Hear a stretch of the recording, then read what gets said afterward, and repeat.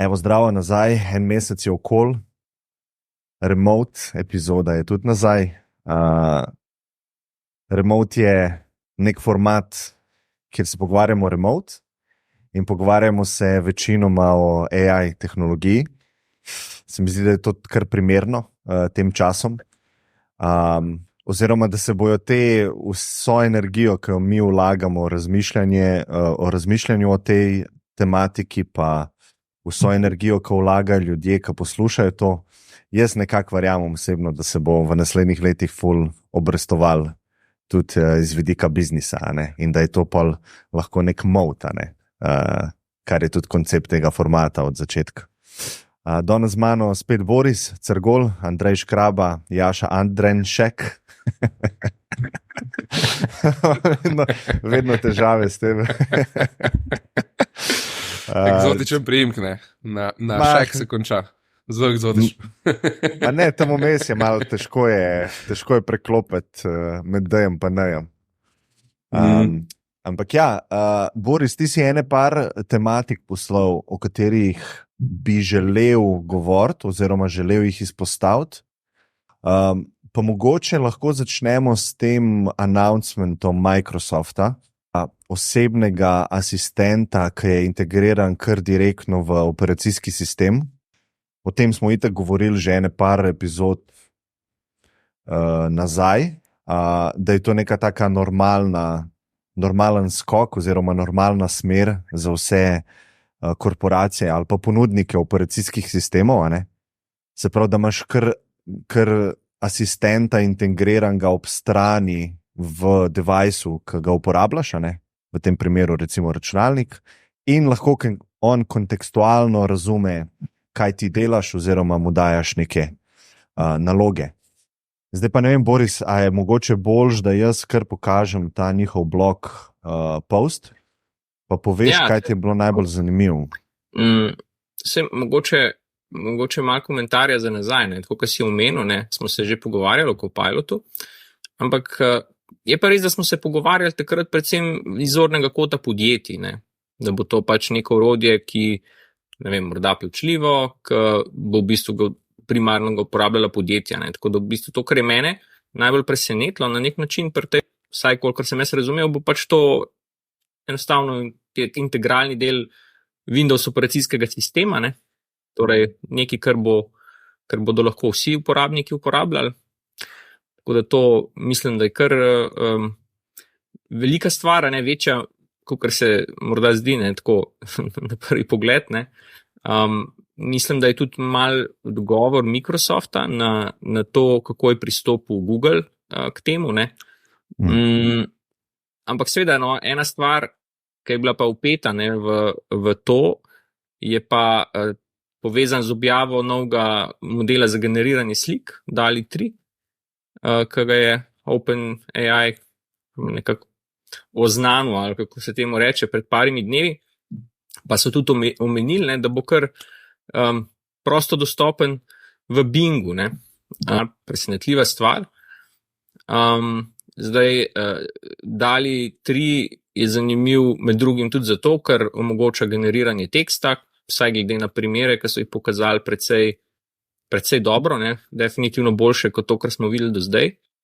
Zaračunavanje po generirani sliki bo to kar izziv. Tudi zanimivo bo videti, kako se bo Midjourney, ki je bil, bi rekel, do zdaj vodilni, na to odzval.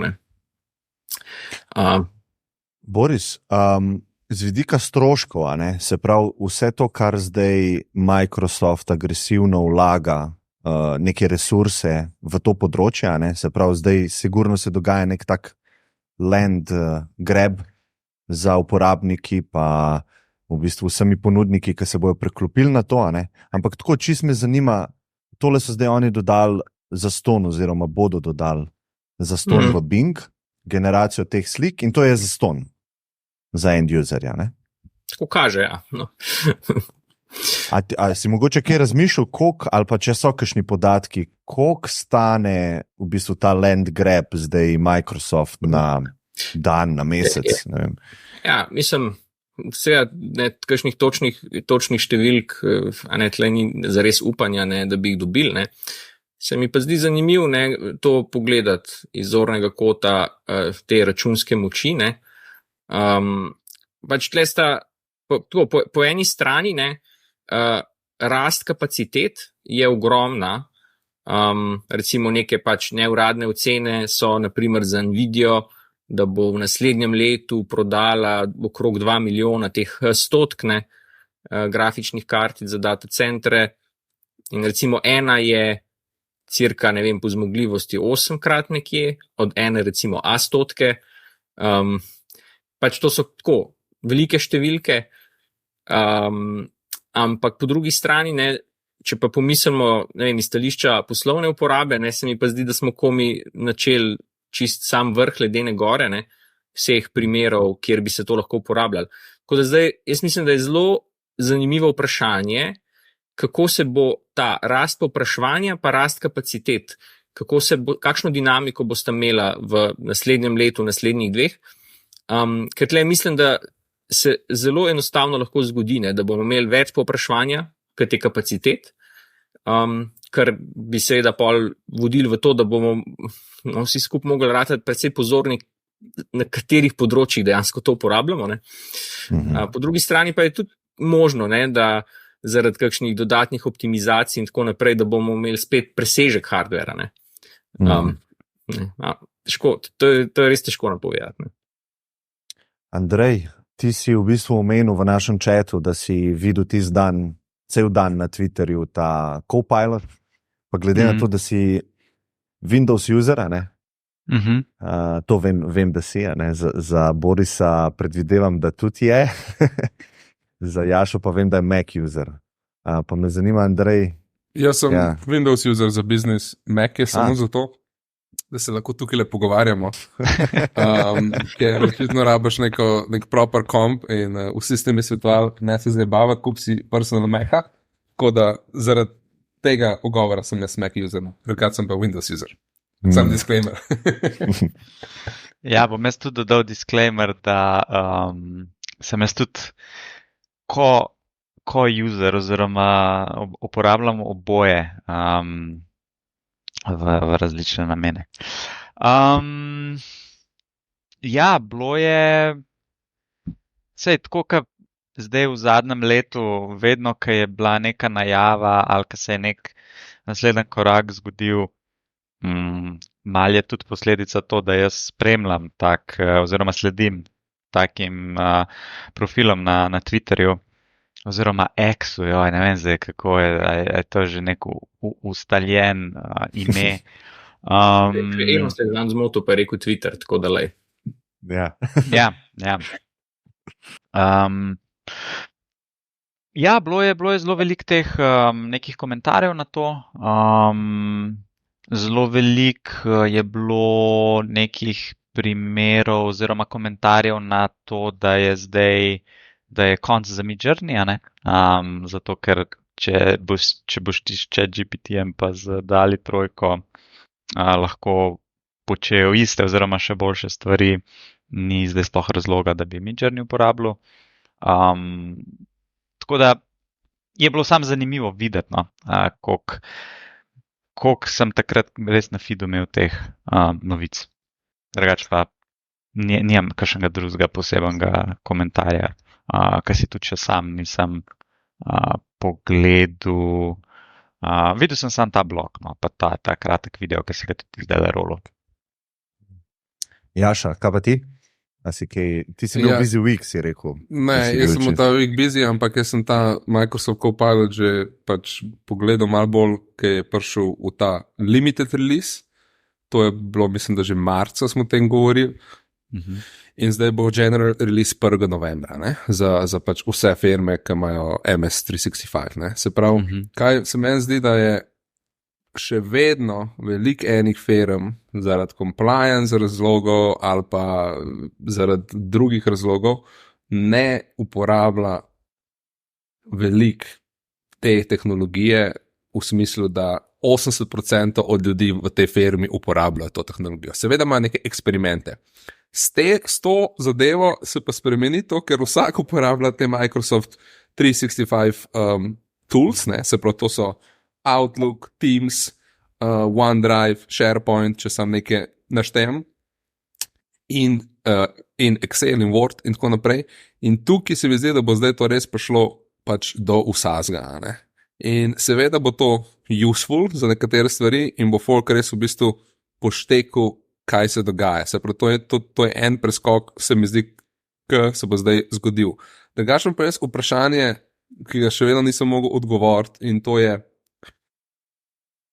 kaj je vse v tem Microsoft grafu, v tem kako bi rekel, v tem polju dokumentov in contenta in informationa, ki ga pol ta tool uporablja, da ti da neke odgovore oziroma da ti generira nek dokument. Ker meni se zdi, da recimo v velikih firmah imaš ti departmente in departmenti nočijo, da drug department vidi te dokumente. Se pravi, če bo to res uporabno, bo to mogel biti nek customization, ki ga bo firma lahko naredila, da si bo ustvarila več teh korpusov contenta za različne use cases.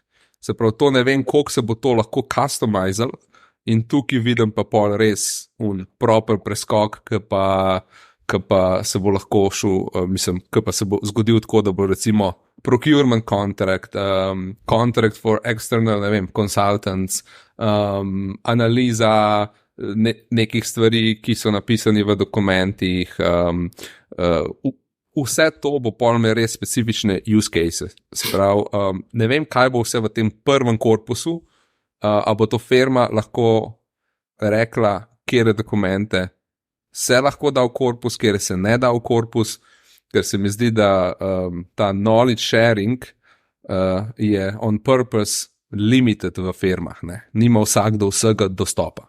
Se pravi, to je moje glavno vprašanje tukaj. Ja, jaz bi rekel, da bo mogli slediti tem pravicam, ne, ki jih ima posameznik za dostopanje do dokumentov, ker drugače bi povzročil kaos. Ne.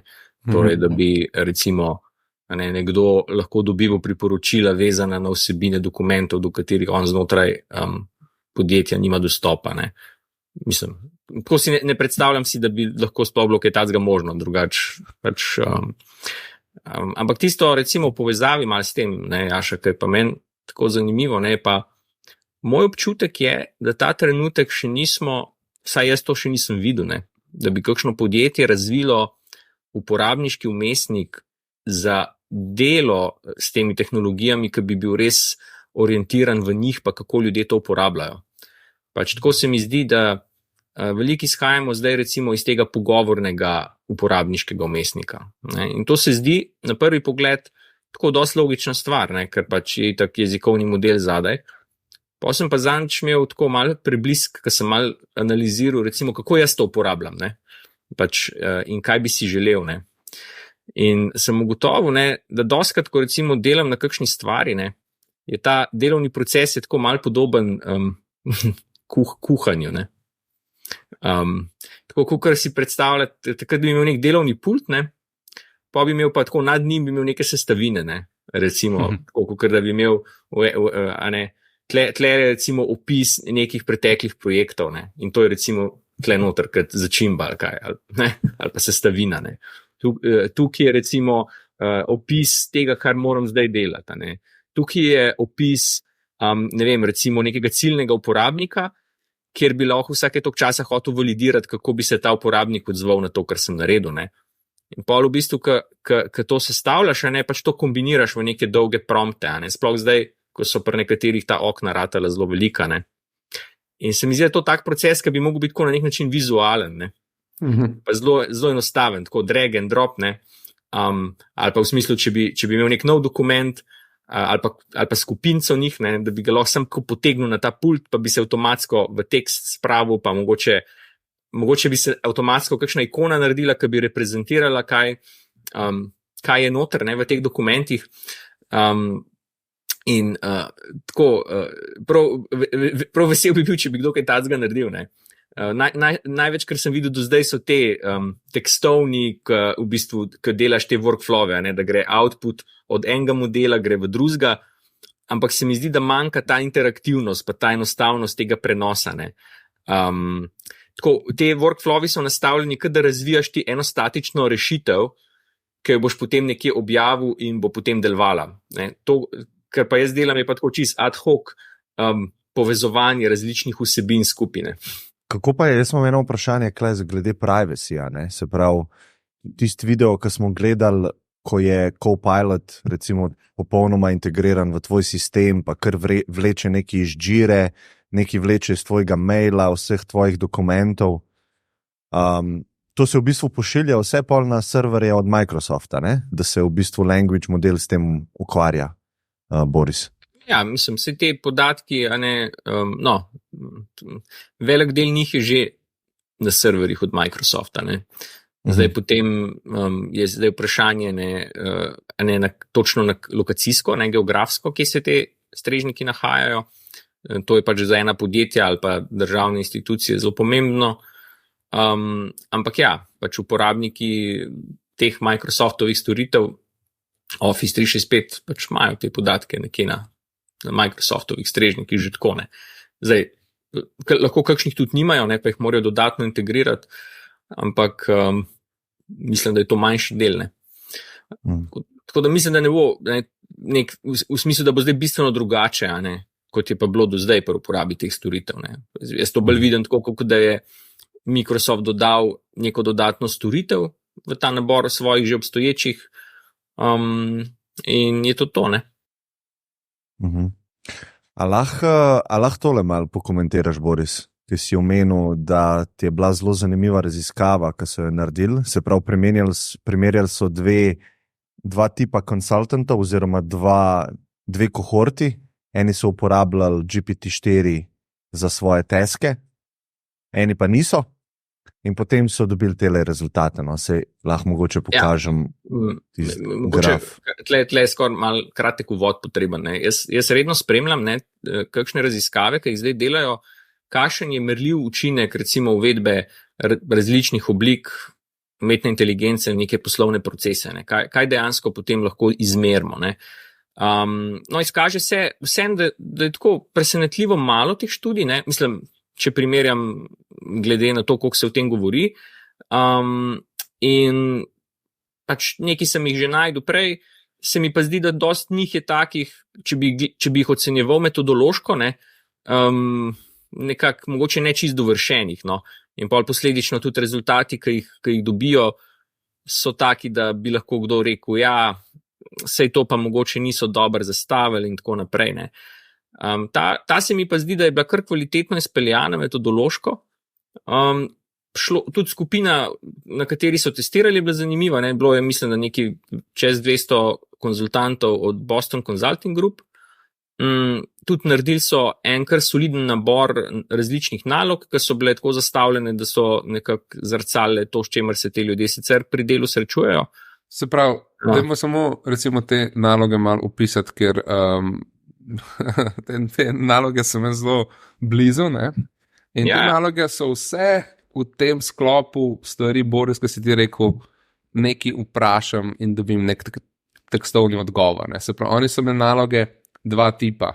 Ena, tukaj so podatki, nekaj napiš, iz tega nek 500 besed, nek memo, ali pa to je situacija, generiri malo idej, pa tako naprej, ne? Se pravi, so bile take zaprte naloge, quote on quote, pa malo bolj odprte naloge, ne? Ja. Kar je bilo fino, je bilo to, ne, da so potem ocenili nekako, kako so te ljudje delali, preden so pristopili k temu z pač jezikovnimi modeli, ne, da so dobili v bistvu ta baseline rezultatov.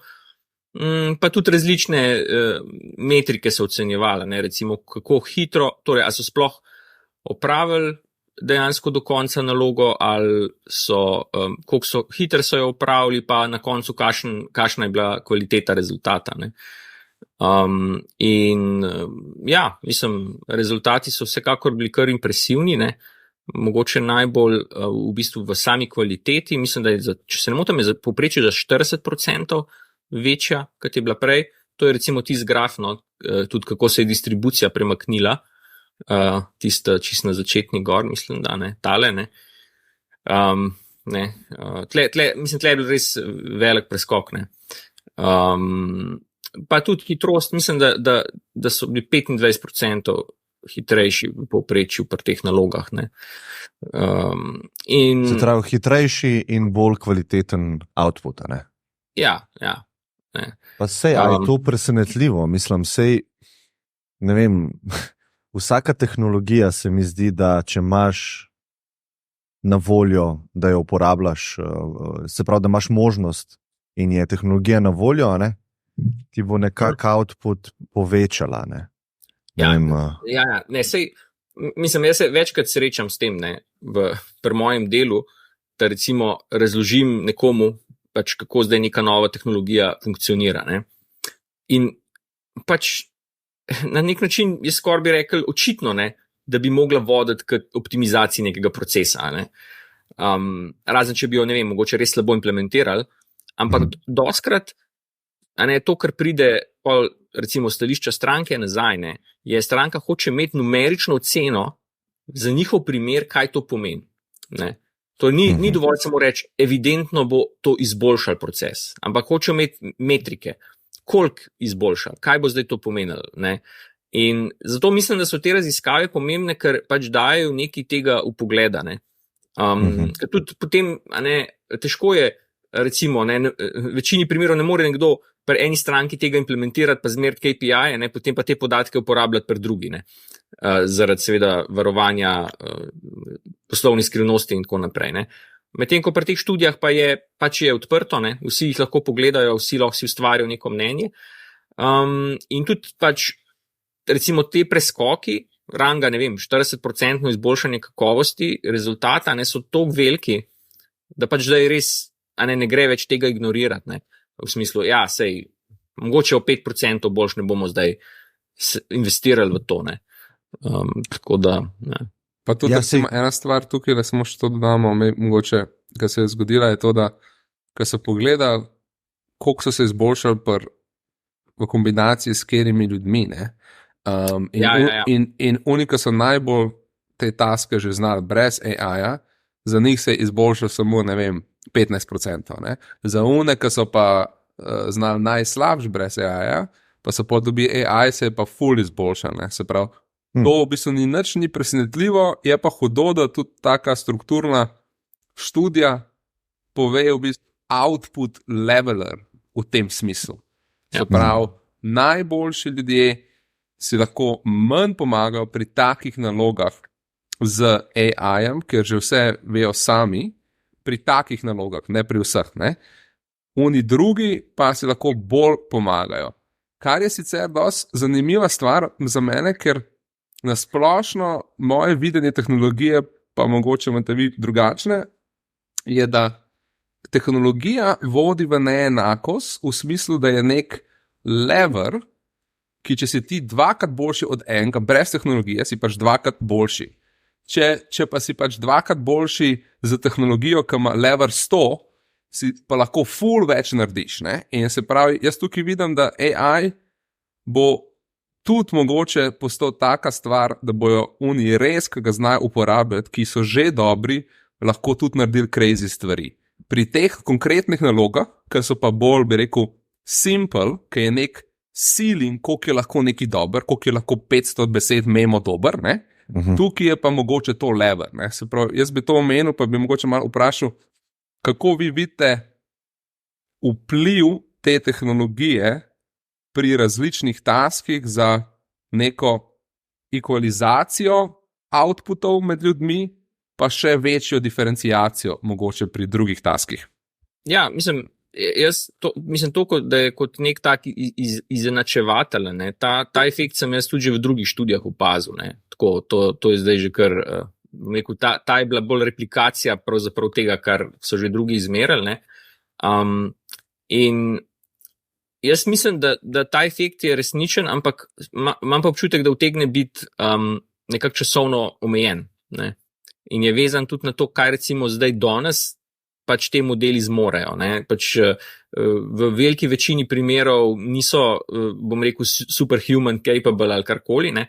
Imajo pač svoj nek strop, dokot grejo, ne.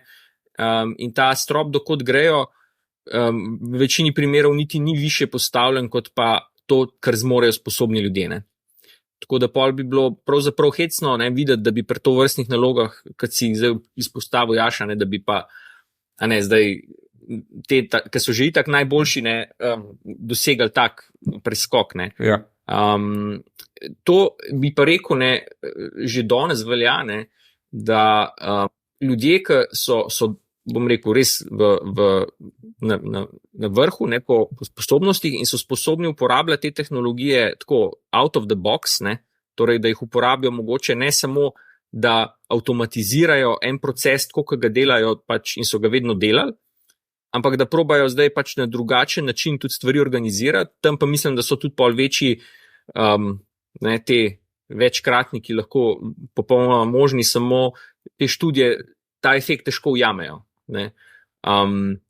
In recimo tudi pri programiranju mislim, da je tako, te modeli lahko zdaj pri uporabi le-teh pri programiranju na standarden način, ne vem, mogoče enega zelo izkušenega programerja lahko samo mogoče malenkost pohitrijo, pri kakšnih bolj takih rutinskih delih njegovega dela, nekomu, ki je pa bolj začetnik, pa lahko ogromen pomagajo. Ampak se mi pa zdi, če bo pa šel zdaj nekdo graditi en čist nov produkt, ki bo imel recimo to tehnologijo noter zelo tesno integrirano, pa lahko tudi en recimo vrhunski programer, to svoje znanje pa razumevanje tako pomnoži mnogokratne pri gradnji enih novih produktov. Tako da ne bi zdaj rekel ljudem danes, ne splača se vam zdaj nekaj vlagati v učenje programiranja, sej vidite, tem začetnikom lahko že ta tehnologija ful pomaga. Ja, jim lahko, samo, ker bo pa treba narediti nek nov preskok, pa to uporabljati tako out of the box, pa bo to znanje v bistvu zelo vredno. Andrej? Jaz mislim, da če odgovorim direktno na vprašanje od Jaše, diferenciacija sigurno. V povečanje, se pravi, razlik. Pa zdaj mogoče izhajam bolj iz tega marketing področja, kjer govorimo o copywritingu, nekih kreativnih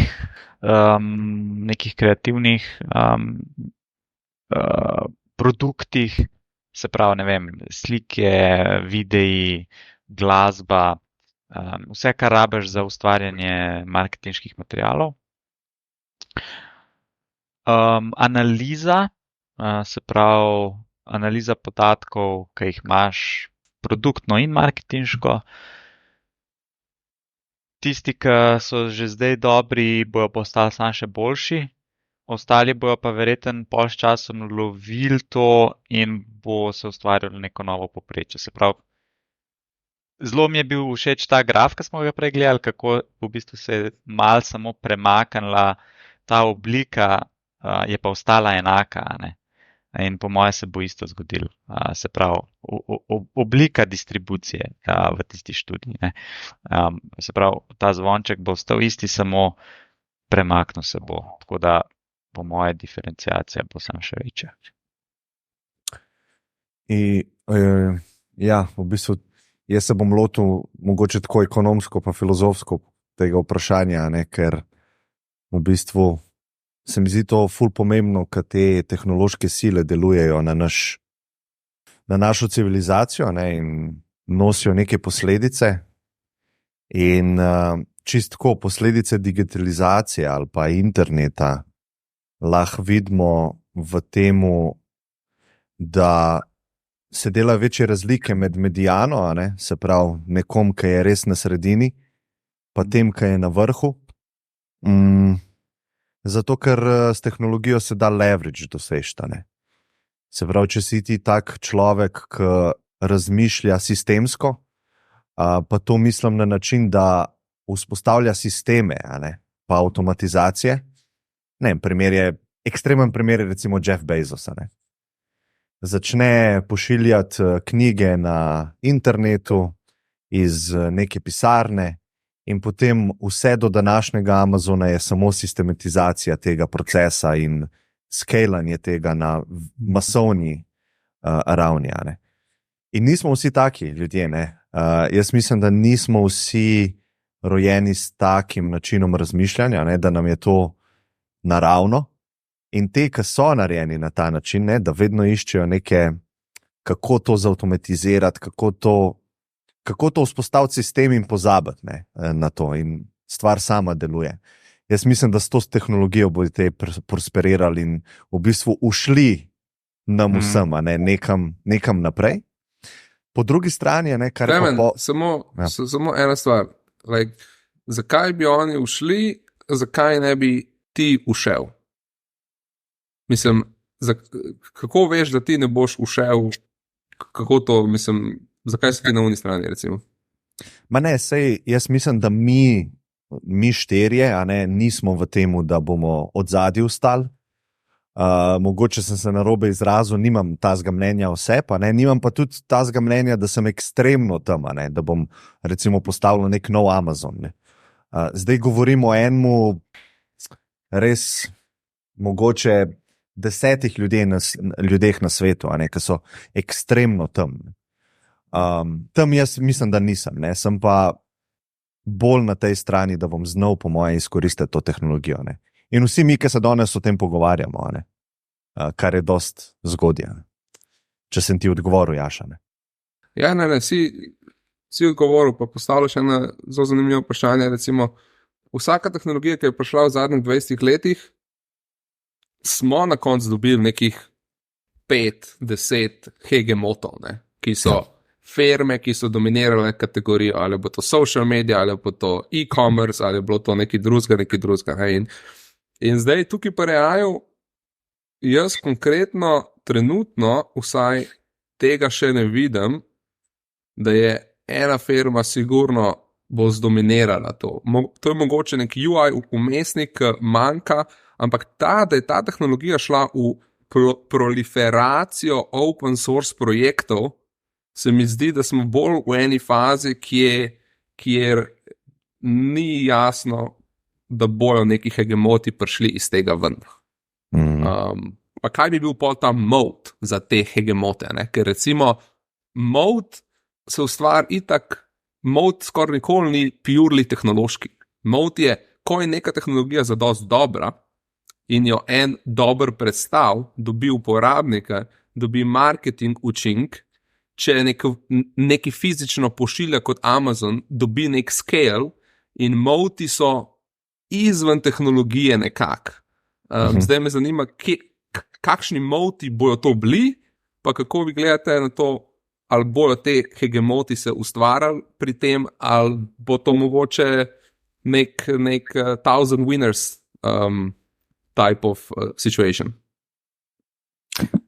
Ja, recimo jaz, tako, mogoče ena razlika, ne, med kakšnimi prejšnjimi tehnologijami, ki jih vidim, ne vem, recimo, če pogledamo naprimer social media, ne, mislim, saj pač so pronicali v marsikater del življenja, ne, ampak vendarle bi rekel, gre za eno nišno tehnologijo, ne, ki adresira en zelo specifičen problem. Mislim, ni tako, da bi vsako podjetje na svetu zdaj lahko reklo, ne, da so social media spremenili čist način, kako delajo. Ne.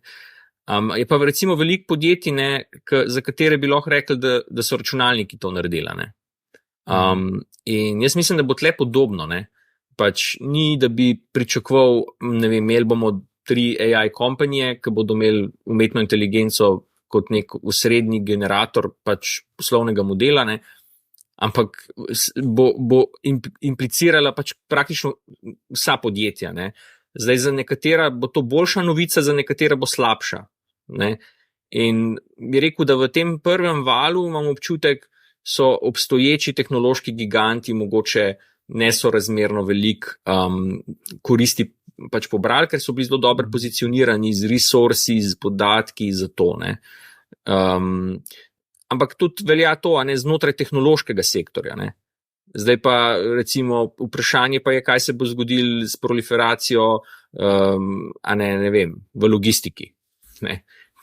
A bo vodila več centralizacije ali bodo recimo, ne vem, lahko manjša podjetja mogoče v kakšni meri lahko hitreje povečala svojo učinkovitost pa v kombinaciji z drugimi plusi, ki jih že imajo, lahko bila bolj, spet bomo lahko govorili mogoče o tem izenačevalcu, med tistimi, ki so bili že zdaj optimalni, pa tistimi, ki bo ta tehnologija pomenila preskok. Mislim, jaz recimo, ko gledam prejšnje valove umetne inteligence, se mi zdi, da je bila zelo kompleksna za uvajanje. Rabo si ekipe zelo sposobljenih, nišno sposobljenih ljudi, rabo si infrastrukturo, ogromne količine obstoječih podatkov, bom rekel, rezultati teh modelov, oziroma te modeli so bili krhki, skozi jih je bilo treba paziti, da še naprej delajo. In posledično za recimo eno srednje podjetje že, v večini primerov niti to vse skupaj ni bilo tako primerno za uporabo, oziroma težko je bilo dobiti res hud return na investicijo. Zdaj pa se mi zdi, da se bo to razširilo povsod. Tudi nekdo, ki je SP, bo lahko, oziroma že zdaj to uporablja. Tako da bo to tudi zanimivo, po mojem, spremljati. Mogoče, če smem samo en tako hiter komentarček glede zgodovine pa primerjave s prejšnjimi vali tehnologije, ali pa revolucije, lahko rečemo. Jaz mislim, da ni čist nič drugač v tem okviru ali pa v teh efektih, ki se jih zgodi na družbo. Recimo industrijska revolucija, se pravi neka demokratizacija moči, se pravi kar naenkrat stroj lahko dela tisto, kar si mogel prej na roke ali pa z živino. Potem imaš informacijsko revolucijo, demokratizacija informacij, se pravi, skoraj vsi na svetu imamo dostop do vseh informacij, skoraj vseh informacij. In zdaj pač neka kognitivna revolucija, kjer jaz mislim, da je to neka taka sila za enega SP-jevca, ki je omenil Boris, če bo on znal to tehnologijo videti kot enih 100 internov ali pa milijon internov, kako se reče to po slovensko? Pripravnikov. In jih znal odvoditi in zautomatizirati, bo pač to znal, eni bojo znali, eni pa ne. Ampak to je čist isto, kot si stroj postavil v tovarno in je delal neke taske, ki jih je prej 100 ljudi delali. Ena kratka replika, Klemen. V osnovi se strinjam, ja. Mislim, v tem delu marsikaj je čisto podobno ali pa celo enako, kot je bilo v kakšnih prejšnjih. Edino, kar bi komentiral, je pa, da ko govorimo o učinkih tehnologije, pa kaj lahko recimo pomenijo za družbo, je taka zgodba, ki se zelo pogosto ponavlja, je, da pravzaprav se ne bo spremenil nič bistvenega, v bistvu bomo samo videli to, kar smo videli že prej. Jaz bi temu rekel, da je to je način ekstrapolacije trendov. V bistvu ne dopušča pravzaprav prostora za to, da se zgodi nekaj, kar pa recimo razklene stvari, kot so bile prej. In meni je zanimivo, ko je govora o jezikovnih modelih, je pogosta kritika ljudi, ki recimo jim zelo malo zaupajo ali pa mislijo, da je to čisto precenjena tehnologija, pravijo, ja, sej oni v bistvu samo delajo neko interpolacijo med obstoječimi podatki. Ko jih pa da stran iz te distribucije na nek nov teren, pa odpovejo. Ampak jaz, ko gledam te ocene recimo tehnoloških vplivov, se mi zdi, ampak tako se mi zdi, na tem področju se ljudje isto obnašamo. Tako ne puščamo prostora, da se kaj res bistveno spremeni. In mal me mogoče spominja na te napovedi, ki so se delale glede proliferacije pač sončnih elektrarn.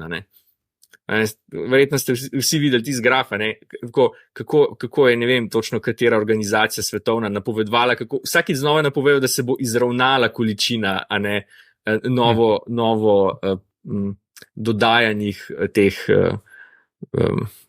gigavatov ali koliko energije, pa še kar naprej eksponentno raste, kar noče se podrediti tem napovedim, da se bo zravnal. Misliš poraba energije človeštva? Ne, to, koliko v bistvu novih kapacitet za sončno energijo inštaliramo. Aha. Pač tle so... Tle so potrebe vedno večje, ne? Prav razumem. Ne, bolj je to, ne, da je bilo veliko presenečenje, koliko se bo dejansko cena spustila, ne, za to energijo, da bo ratala konkurenčna drugim, pa v kakšni količini se bo začela dejansko tudi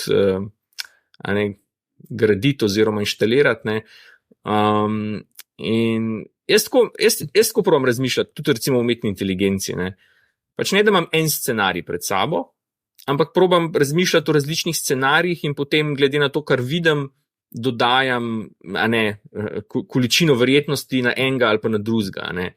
In vedno dopuščam tudi te možnosti, ne, da stvari se bistveno razklenejo in vodijo v nekaj, kar je zelo bistveno drugačno, ne, kot mogoče tako, kot recimo, če si predstavljamo pri vodi, ne, imaš tekočo, pa se pa temperatura spušča, pa se spušča, ne, zdaj, če bi nekdo čisto naivno ogledal, bi rekel, nič, ne, pač to se je spuščal, ne vem, dokler lahko nižaš temperaturo, ampak glej, v enem trenutku se pa let naredi, ne.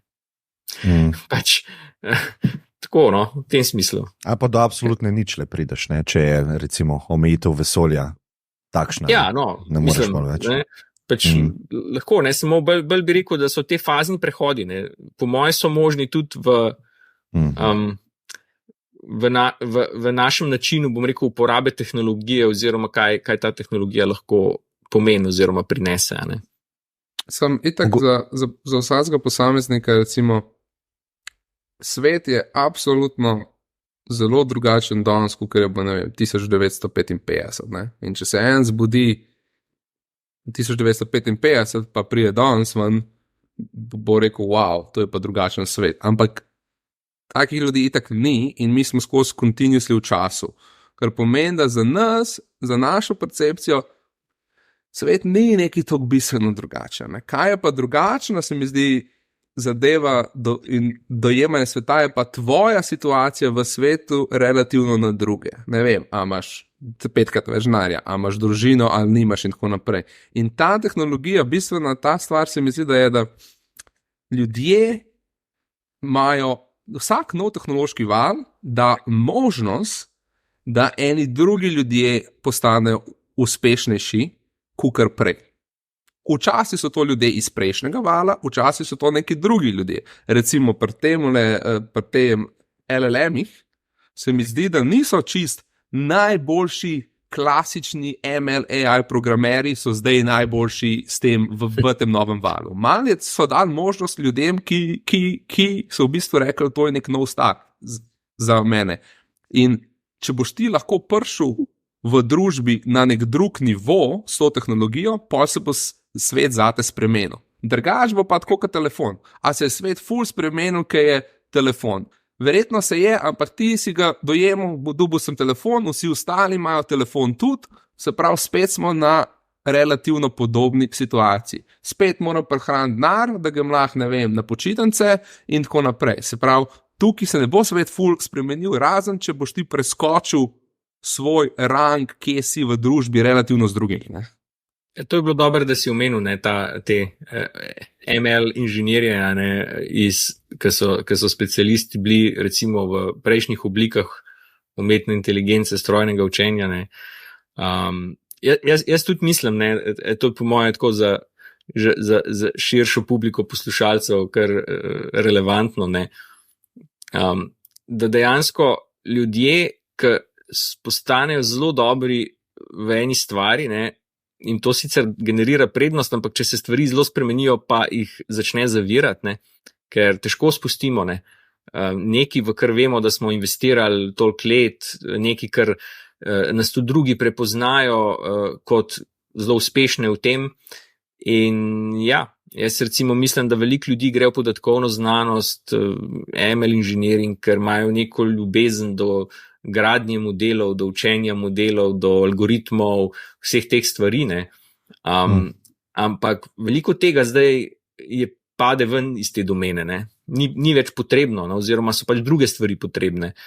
Jaz večkrat zdaj rečem, ne, da smo trenutno po moje v tej fazi gradnje produktov, kjer lahko res produkt začnemo graditi takoj, namesto da bi rabili čakati na neke podatke, pa na podatki graditi modele. Ne. In pol, ko imamo ta product market fit. Seveda se lahko odločimo, da bomo produkt izboljšali s tem, da bomo lastni model naredili. Ampak prototipirati pa lahko v velik primerih začnemo takoj, ne, prvi dan. Ne. In tle nekdo, ki si je želel učiti modele, ne, pa je to bil razlog, zakaj je šel sploh po tej poti, bo zgubljen lahko, ne. Ali pa razočaran. Ne. Andrej, imaš ti kakšen komentar na tole debato? Ne slišimo te. Ja, mutant si, ja. Kjer amater. Pozabil sem že, kaj je bilo sploh izhodišče, ker sem toliko časa sam poslušal. Ja ne, Jaša je pač dal te komentarje glede relativnosti v svetu, pa ne glede na to, koliko se svet spreminja v 50 letih. Ne. Ti imaš še vedno isti občutek, ker se primerjaš z vsemi ostalimi okrog sebe. Čeprav jaz se ne bi čist strinjal s tem, jaz mislim, da zdaj, kar je še drugače s to social medijo, je, da imaš ti vedno več informacij prije do tebe, s katerimi se lahko primerjaš, kot prej. Ne? Se pravi, če gremo le 100 let nazaj, ti si se primerjal v nekem distančnem radiusu okoli svoje vasi, pa kakor si slišal, en ima ful dobrega konja, ne? Danes imaš ti dostop do stvari, ki se dogajajo v Dubaju, Monaku, LA-ju in to posod feedaš v bistvu, ja, posod. In ono, kar je najbolj zanimiv, the highest, in to v bistvu feedaš v svoj sistem in s tem se ti primerjaš, ne, Jaša, veš, ta ja, se jaz ne mišljam trend teta, veš, pa zdaj že ta mali sanjajo o bogatih, a veš, to v mojemu času ni bilo, ne. Jaz ne mislim primerjave, da se ti zdaj primerjaš, pač, fakt, slabši sem, pa sem nevošljiv. Jaz mislim, da dejansko, ko ti greš v svet, kje si, na katerih pozicijah je vpliva na to, kaj lahko ti na tem svetu delaš. Če si celebrity, greš lahko na vsako tekmo zastonj, recimo. Če si, ne vem, full appreciated v svojem communityju, te folk povab domov na večerje in tako naprej. In ta zadeva, to dela razliko v tvojem dojemanju, koliko imaš dober life. Eksterne stvari, ki se spremenijo za vse, ker tvoj življenje poteka day, ne, se pa čez dan in naslednji dan, so tako neopazne, da v bistvu to nima veze. Kaj se za vse spreminja, nima veze za tvoj life. Bistveno je, kaj ti spremeniš v svojem life, na podlagi tega, kaj je v svetu mogoče, da imaš boljši life. Ne? In to je bil moj point. Ja, mislim, jaz tako vidim, ne, da to, kar Jaša opisuješ, ne, so večinoma spremembe, ki so se zgodile v digitalnem svetu. Ne. Pač digitalni svet je zdaj res nekaj čist drugačnega in novega in neprimerljivega s tem, kaj je bilo recimo 1950. Ne. Ampak ta svet opeka, ne, pa se ni toliko zelo spremenil. Ne. In recimo posledično tudi te neke osnovne ustroji družbene se niso toliko spremenili, zato ker pač se niso mogli. Pač še vedno kot družba, pač imamo nek denar, ne, ki ga uporabljamo za to, da kompenziramo ljudi za delo, ki ga upravljamo in mi zdaj rabimo to delo za to, da lahko družba ustvarjamo neko blaginjo. Ne. In pač večina tega dela je vezanga na opeke. Ne. Pač, ne. In kje se to poveže vrhunsko? Ne? Nov svet se ustvaril z blockchainom, Andrej ve bolj kot kdo, da veliko ljudi je naredilo nek ogromen denar tukaj. Zdaj mi Andrej povej, kam so te ljudje tudi investirali denar? V opeke, stari. To, legenda! Evo, pa smo prišli full circle, bravo. No, mislim, sam to je, ta vidik je meni zanimivo. Ne. Jaz v bistvu sem zelo zainteresiran, ne, za to mejo, ne, kjer rekel, tehnologija presega svoj digitalni okvir in začne spreminjati ta svet opek. Ne. Ali je to na področju zdravstva, ali je to na področju gradbeništva, recimo v eni točki. Ne? In jaz mislim, da pač se bo tudi tukaj veliko začel dogajati. Ne? Recimo mislim, da en tak močen signal vsem bodo humanoidni roboti. ker mislim, da bodo pač drugo leto ratali bolj aktualni, pa se bomo takrat najbrž več o tem pogovarjali. Ampak ja, jaz mislim, da so bistveno boljši vzvodi zdaj, kako se bo dogajala ta sprememba, kot pa smo jih recimo videli lahko 10 let nazaj. Ne. Pač, kot sem rekel, ne, tam ena krhka tehnologija, zelo aplikabilna v nekih nišnih primerih, ne, ali pa zdaj to nekaj, kar v bistvu premika uno distribucijo, ki smo jo prej gledali z leve v desno za skoraj pač vsak poklic, zaenkrat še intelektualni, v naslednji fazi pa tudi najverjetneje tak, ki zahteva fizično interakcijo z okoljem. Ne. Kateri roboti so ti? Mislim, o čem govoriš točno? V bistvu o Teslinem ali... Tudi v Teslinem. Teslin je dober primer, ampak mislim, da je zdaj kar... Enkrat sem delal en pregled, pa sem mislim, da naštel 7 ali 8 podjetij, bom rekel dobro financiranih, ki že imajo v recimo relativno poznih razvojnih fazah te humanoidne robote. Ne. Kaj pa mislim, da se dostikrat spregleda? Ne. Sej ljudje recimo so gledali te posnetke od Boston Dynamics, zdaj gledamo to že leta, ali da rečem skoraj desetletja. Ne. Ampak tega pravega impakta pa ni bilo, ne, razen teh nišnih primerov, naprimer v proizvodnji, ne, ko gre za nek ponavljajoč proces, natančno kontroliran. Ne. Tisto, kar se je pa zgodil, ne, relativno pred kratkim, ne, je bila pa ugotovitev, da so te jezikovni modeli toliko splošni, da lahko pomagajo v bistvu tudi robotom nekako navigirati oziroma razumeti prostor okoli njih. In zame je bil tako prav en preskok, ko sem videl ta graf, ki so pokazali, ne, merili so, kakšen je odstotek uspešno opravljenih nalog, ki jih nek robot naredi. In potem so fizičnih nalog, ne? Se fizičnih pravi, nalog. Pač dobil neko nalogo, da nekaj naredi, pa so pa gledali, a je uspel ali ni. Ne. Pač kontroliral ga je pa jezikovni model. Ne. In potem so menjali različne jezikovne modele, ne, in so v bistvu v eni točki samo jezikovni model zamenjali, in je procent pač teh uspešno upravljenih nalog skočil, tam nekje med 60 in 70 na več kot 95%. Ne. In pol, ko sem to videl, ne, sem vedel, ne, da v bistvu se je zdaj neka razklenitev zgodila. Da v bistvu, oziroma bom rekel, ne razklenitev, ampak povezava. Torej, celotno področje robotike je postalo neločljivo povezano z razvojem jezikovnih modelov. Kar pomeni, da vsakič, ko zdaj vidimo, da pride ven nov jezikovni model, ki je malenkost boljši lahko od enega prej, to istočasno pomeni, da smo praktično v istem trenutku celotno področje robotike izboljšali. Ne, ampak seveda, dokler te roboti... Ja, samo z updateom. In recimo Teslini avti, ne, so v bistvu neka vrsta fizičnega robota in tam sam ljudje ne razmišljajo o avtih kot o robotih, čeprav v bistvu je, ne, če se sam voz, ne. In tam pač redno zdaj prihajajo update in z vsakim updateom je malo boljši, ne.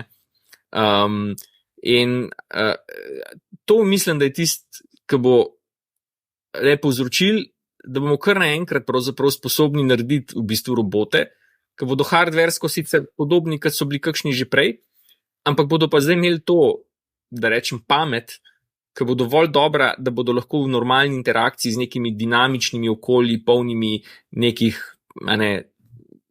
nenavadnih stvari, ki jih pač recimo ljudje moramo vedeti, zato da se lahko sprehodimo po stanovanju, ne, že samo. Ok, ampak zdaj recimo, da gremo na te opeke, ki se mi zdi, meni osebno je faktor, ki spreminja life, sigurno za ljudi je, koliko so dostopni real estate. Ne? To je, mislim, če živiš v malem stanovanju in kako mi najemaš, ali pa imaš bolano stanovanje, pa je tvoje, life ti je sigurno čist drugačen in ne vem, jaz sem živel v sobi, ki je bila z enim drugim v sobi. Pa sem živel v gadni sobi, v gadnem delu mesta. Pa sem živel v kulski sobi, v kulskem delu mesta, pa šeru. Pa sem živel v OK flatu sam, pa živim v kulskem flatu sam. Oziroma pač z ženo zdaj. Ne?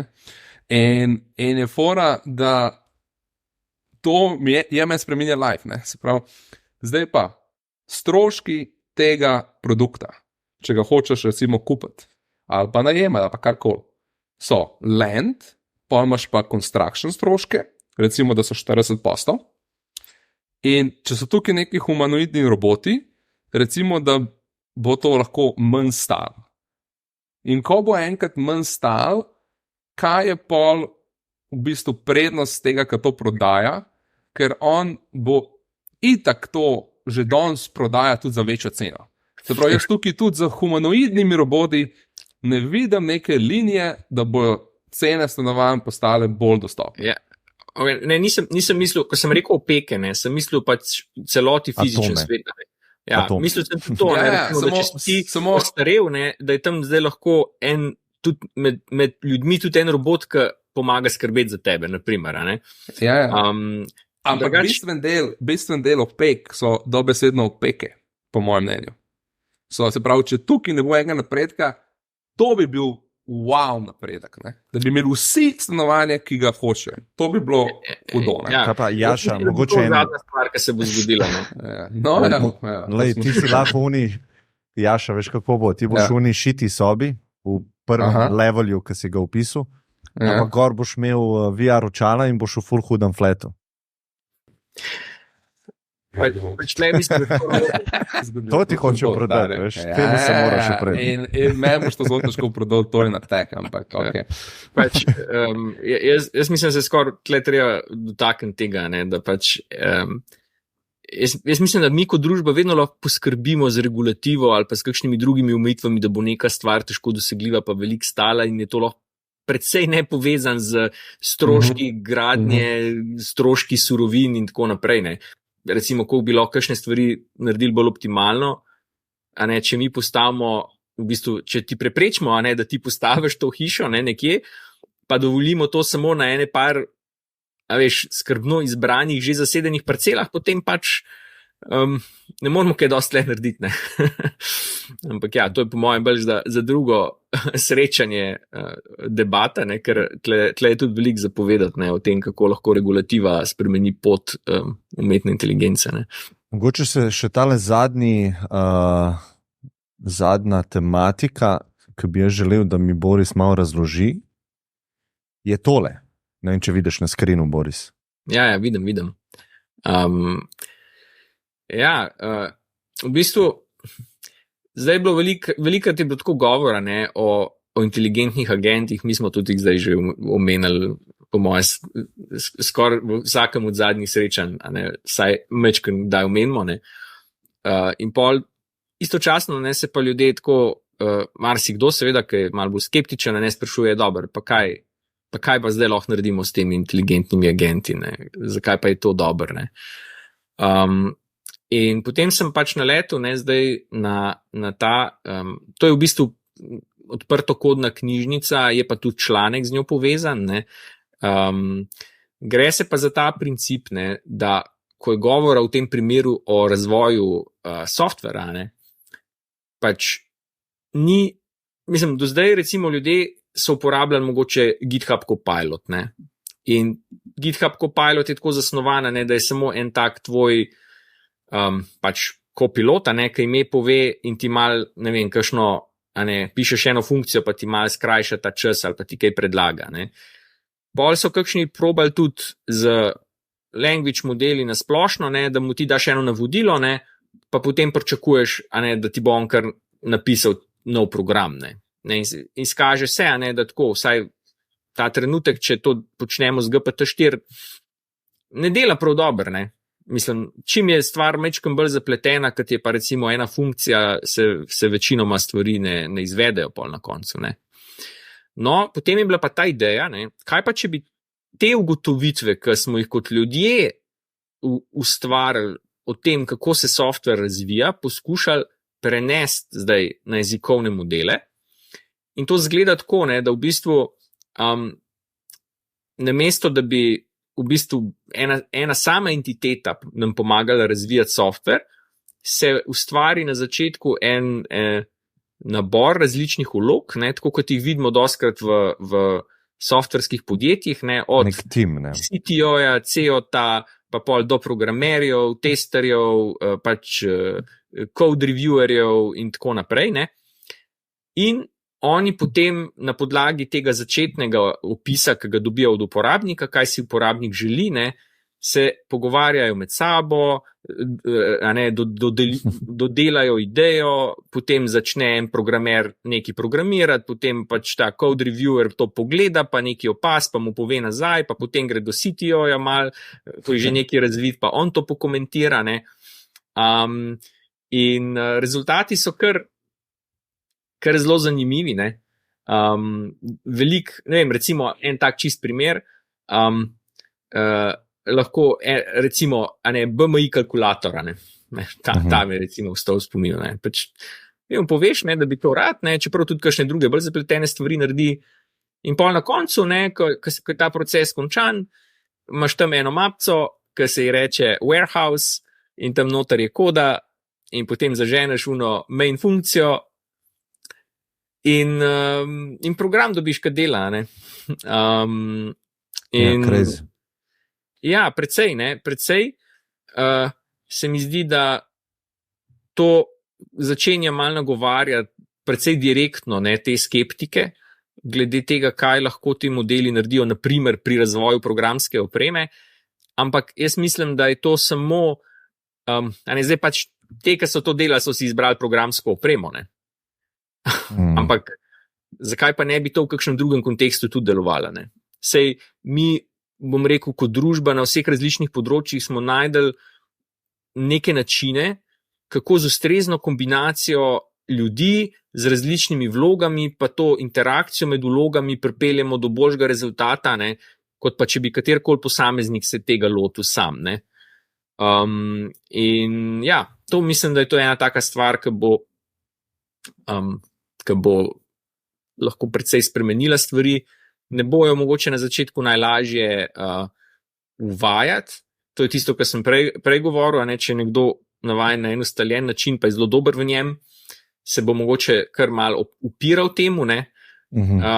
Ampak tisto, kar smo pa govorili, da so pa tam eni, ki bodo pa lahko poleteli s to tehnologijo, pač ja, kakšni jo bodo lahko verjetno na zanimive načine uporabljali, ne. Ja, ne vem, če to res v ekstrem peljemo mentalno, kot nek tot eksperiment, ne vidim, kako bi lahko ta obstoječ sistem, s tem mislim igrokapitalizma, še vedno deloval, ne. Ker ti, če boš za nič inputa ustvaril nek output, ne vem, kako boš razporedil ta monopoly cache, ki ga imamo, ne. Mislim, zdaj vprašanje je, kako gledamo na kapitalizem, mislim, kaj to je, pač zdaj eni bi rekli, da je to pač samo en način, kako razporejati neke vire, zato da z uporabo teh virov dosegamo neke cilje, pač to je nek tak, če zastavimo to na tak splošen način, potem bo verjetno kar še imel pred sabo eno solidno dolgo progo, ker tudi če naši cilji postanejo bolj ambiciozni, pa če naši viri postanejo bolj dostopni ali pa obilnejši, še vedno bomo nekje dosegli fronto, kjer bomo hoteli se premikati naprej. Ampak to bo lahko na enem zelo visokem obsegu, bistveno večjem, kot je danes. Zdaj, če pa gledamo kapitalizem samo tako, bom rekel, način, kako se ljudi kompenzira za njihovo delo, tukaj pa mislim, da je prostora veliko več za spremembe. Mislim, da bodo tudi nujne, pač zato, da pač gremo v smeri nekega sveta, ki bodo ljudje v njem, mislim, zadovoljni s tem, kako so stvari organizirane. Mislim, meni se zdi, da smo kar, bi rekel, ful enih stvari, ki jih mi zapakiramo v kapitalizem, meni se zdi sam no-brainer dobre, Se pravi, hočemo biti vsak dan boljši, pri čemerkoli karkoli delamo. To je en fundamentalni način, kako se lahko v kapitalizmu uspešen, meni se to zdi dober. Ne vem, da je nek pritisk, da so stvari pomembne, da si res imaš najboljšega sebe v nekem mitingu, to se mi zdi dober. Se pravi, neki tek stvari ne bi jaz spremenil. Pol je pa seveda fora, celega sistema je pa fora ta, da zanimivo pri kapitalizmu je to, da je toliko velik stvari v njemu, pa še vedno nekako deluje sistemsko v smislu, da je prepoznaven sistemsko, kaj so učinki njega. In učinki so, nekdo je dober, nekdo dobi denar, kukor je dober, to pač, kukor ko enemu nekaj proda, to ga dobi, in potem s tem denarjem lahko kup karkoli na svetu, ki ima ceno tako, kukor nekako ima trenutno market ceno. In če ima ta folk full denarja, lahko kup 500 stanovanj, lahko kup 1000 stanovanj. Seveda, teh 1000 stanovanj bo koristil samo njemu, nobenemu drugemu pa ne bo, v bistvu zaradi tega bo to zvišal ceno za une, ki si hoče kupiti eno stanovanje. In pol se vprašamo, ok, a ne bilo hudo, da bi ta človek še vedno delal to, kar najbolj kar lahko, se trudil, dobil denar, ampak pol mu bi rekel, hej, lahko pa sem 3 stanovanja ti, ki imaš itak že toliko denarja, in pol bi rekel, fuck it, kaj se jaz sploh trudim, ne bom neki full delu, in pol ne bi se trudil, in pol ne bilo tehnologij.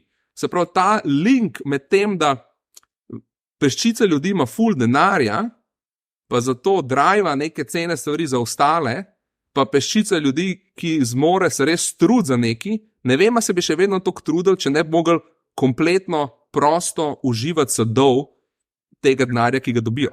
Se pravi, to je zelo kompleksen problem, jaz ne vidim neke težke rešitve in tudi ne vidim, da bo ta tehnologija karkoli v tem sistemu spremenila.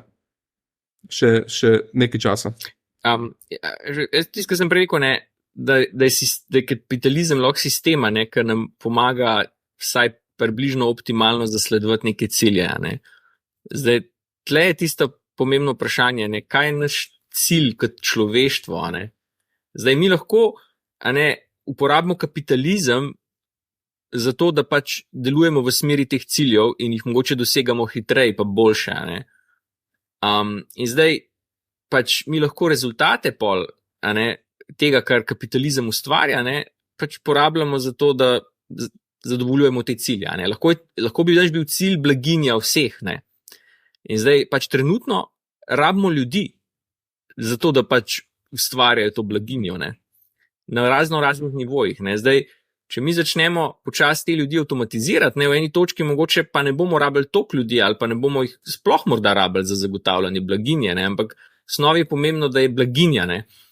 Pač, lahko pa tudi cilje narobe postavimo ali pa, ne vem, omogočimo eni sami entiteti, ne, da postavi svoje drugačne cilje, ne, ki pa ne bodo mogoče blaginja celega človeštva. Ne. Pa imamo problem. Ne. Ampak dobro, to je tema. Tukaj je alignment, da tako naprej. Ta utopija oziroma distopija, ki je tudi v katerih knjigah, je ta, da tehnologija se izboljšuje, stvari, ki jih lahko ljudje delajo, ki so useful, se zmanjšujejo in vedno večji del ljudi je v bistvu čisto res useless. In potem te ljudje daš jim VR očala, ali daš v en, ko bi rekel, nek vrtiček, da ne smetajo uni peščici ljudi, ki še lahko fura resne contributione, in to gre v prihodnost skoda, na koncu en človek fura vse, vsi mi drugi smo pa sedated. V social media že vidimo nekak taka lup. Ne? Milijon stvari imamo, da smo sedated. Od kina, Netflixa, čokolade. Ne bom rekel, da je utopija, ne? Ampak imam mogoče vse malo bolj pozitiven spin na to. Ne? A to poznam? To je en trend na TikToku zdaj. Sem danes zjutraj videl članek. Bad rotting, no, za tiste, ki sam poslušajo. Da si v bistvu cele dneve v pojsli in se ne ukvarjaš s problemi zunanjega sveta. To je en trend na TikToku. No. Sam to, sorry Boris, ker sem te prekinil s to pomembno informacijo. Zakaj bi se avtomatsko prevzel, da veš, da se boš izklopil, pa da boš vegetiral, a ne? Pač jaz mislim, da tehnologija kot taka ti v bistvu tudi odpira možnosti, da lahko počneš stvari. Jaz v osnovi vidim, tehnologija je samo ekstenzija naše sposobnosti, da nekaj naredimo s svetom okrog sebe. Ne? In zdaj pač eni ljudje imajo mogoče večjo potrebo ali pa nek zagon, da spreminjajo okoli sebe, eni imajo tega manj. Ne? Ampak a veš, to, da mi zdaj tako, ne, tisti ljudje, ki imajo zelo močen zagon za to, ne, rabijo zdaj ful drugih ljudi, da jim pomagajo to realizirati, zato si v bistvu oni izmislijo, kaj morajo te ljudje delati, da jim sledijo. Ne. A veš, v končni fazi, ne, tisti, ki imajo ta zagon, pač v eni točki mogoče ne bodo rabili toliko ljudi za to, da bodo zasledovali te cilje, ne, ampak dvomim, da bodo sami pa imeli zdaj toliko manj zagona. A ne, pač, ker ne, človeka lahko žene radovednost, lahko ga žene užitek, lahko ga žene marsikaj. Ne. In pač ja, mislim, če nekdo si želi vegetirati, ne, jaz mislim, da to, da mu zdaj usilimo, da mora nekaj delati za to, da bo lahko preživel, ne vem, če je boljše, ne, kot pa to, da se sam pač odloči, da ne vem, ali bo bolj aktualiziran, ali bo manj, ne. Jaz sem tako mogoče malo bolj libertaren tukaj, ne. Da je željo si zdaj postavil v ospredje, ne? Se pravi, to, kar si nekdo želi, je dobro, ne? Ja, ne, pač ne čutim se poklican, ne, da bi zdaj jaz drugim določal, ne, kaj si morajo želeti, ali pa sodu, da je njihova želja napačna, ali pa da bi lahko bila drugačna, ali pa boljša, ne. Pač sem bolj zato, ne, da probamo vsi skupaj s tehnologijo postaje taki, da lažje uresničujemo svoje želje, ne, kakršnekoli že so. Ne. In da po možnosti rabimo čim manj druge ljudi okoli sebe silt, da nam pomagajo pri tem uresničevanju. Ne. Ampak ja, bomo videli, kako bomo to zorganizirali. Ne. Ja, to je debata tega meaninga, smisla. Se imamo nekaj podatkov okoli tega, ne. Ampak ja, mogoče debata. En tak primer dam, no, ki ga vedno porabim, ne, skoraj. Ljudje imajo tako občutek, če ne bi bilo dela, bi vsi zavegetirali v pojslo in bili nesrečni v resnici, ker ne bi več imeli smisla. Mislim, doskrat to slišiš, ali pa v neki obliki. Vsi ne, ampak skoraj vsi ne. Ampak vendarle ne, ko greš gledati, kakšen odstotek trenutne populacije dela dejansko, ne. In od države do države so to različne cifre, ampak ajde, recimo, da je 60%, ki je, ne. A se pravi, to pomeni, da recimo 12-letni otrok je v unem delu, ki ne dela. Ja. To pač ni od vseh, ki bi lahko delali, ampak od vseh. Ja, pa upokojeni ljudje, pa pač ne vem. Ne, in zdaj, če greš pogledati to populacijo, a so te ljudje res toliko nesrečni, te 40%, da njihovo življenje skoraj bi za enega, ki dela, bi bilo, joj, saj to pa ne more biti vredno, da živi, ne. Ja, mislim, jaz res ne morem strinjati, ne. Pač vse te ljudje v redu živijo, veliko od njih je zelo srečnih, ne. Mislim, upam si trditi, veliko od njih je bolj srečnih, kot marsikdo od nas tukaj, ne. Tako da, zakaj je to tako avtomatsko slabo, ne? Zakaj mora biti nujno delo, po možnosti v večini primerov delo namenjeno, a ne, uresničevanju nekega zagona, ki ga je imel nekdo drug, mogoče v smeri, v kateri mogoče mi niti sami ne bi želeli potvati, ne? Zakaj je to tisti smisel, ki plemeniti življenje, ne? Ne vem, jaz nimam. Ja, samo, a veš, v teh 40% so otroci pa upokojenci večinoma, ne? Ja. In seveda, oni so šli čez cikl življenja. Ti, ki si otrok, še raziskuješ, se igraš, se šolaš, to je drugo. Dajmo reči te ljudi, ki so recimo med 25 in pa 55. Ta leta damo, pa pogledamo ljudi, ki ne delajo, pa ljudje, ki delajo. In kaj sploh pomeni ne delo? Če ti paziš enega otroka svojih hčerke 7 ur na dan, pa se jim ne dobiš denarja, to je še vedno neko poslanstvo. Se pravi, ja. Rabaš imeti, a veš kaj mislim, delo ni uno samo ti si v službi, pa pač delaš. Jaz se tu tis, ne? Useful se moraš počutiti, jaz mislim, da je to psihološko vemo, da drži, ne? Ja, in ti se ne počutiš čisto res useful, in to tudi si ti rekel, Klemen, doskrat, ti si lahko aktiven, bi rekel, človek v svetu, v neki svojem kontekstu spreminja stvari, ne vem, leadaš meeting, ali si pa skozi stih na meetingu, gledaš TV, ali pa kreiraš film, ne? Se pravi, konzumiraš ali ustvarjaš, ja. To tako. In to ustvarjanje se mi zdi, je povezano s tem meaningom, ne? Evo, za ustvarjanje bi to rekel, ne. To je super primer, ne. Andrej, Recimo ima hard zdaj, stop ne. čez 1 minuto. Ja. Sem to, da povem. Se- Ne, sej, bi nekaj reči dodal, tako da čakam saj zato. na priložnost. Andrej, ti si daj. uskoč Zdaj, zdaj. ker skoč, povej.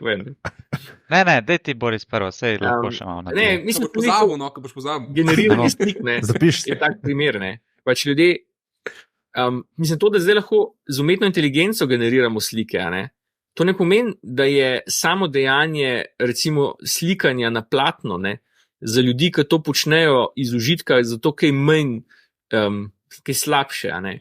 Mogoče jih lahko kvečemu umetna inteligenca dodatno inspirira za kakšen nov motiv, ne.